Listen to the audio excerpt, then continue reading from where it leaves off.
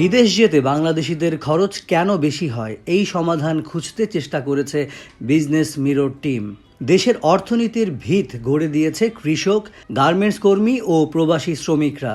1 কোটি প্রবাসী বছরে 22 থেকে 23 বিলিয়ন ডলার রেমিট্যান্স পাঠায়। আমরা বৈশ্বিক যে ঋণ পাই তার 7 থেকে 8 গুণ বেশি ডলার পাঠায় এই প্রবাসীরাই। তাহলে কেন নিজ দেশ থেকে প্রবাসে যেতে হলে বিশ্বে সবচেয়ে বেশি খরচ করতে হয় বাংলাদেশিদের? অথচ অনেক দেশে যাওয়ার জন্য খরচ নির্ধারণ করে দিয়েছে সরকার, কিন্তু সরকার নির্ধারিত ফির চেয়ে কয়েক গুণ বেশি অর্থ খরচ করে যেতে হয় প্রবাসে। তবে এই সুবিধা পাচ্ছেন না কেন প্রবাসীরা? এমনকি মধ্যস্বত্বভোগীদের মাধ্যমে গিয়ে মেলে না কাজও। এতে মানবেতর জীবনযাপন করতে হয় রেমিটেন্স যোদ্ধাদের। যুগ যুগ ধরে এমনটি চলে আসলেও কোনো সুরাহা হচ্ছেই না এসব সমস্যার।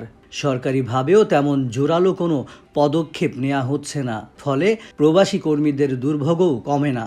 বাংলাদেশের কর্মীরা যত টাকা খরচ করে যান তার তুলনায় অনেক কম আয় করেন, আবার অন্যান্য দেশের তুলনায় বাংলাদেশি কর্মীদের প্রবাসে যেতে বেশি খরচ করতে হয়। এই পরিস্থিতি কিভাবে তৈরি হয়েছে?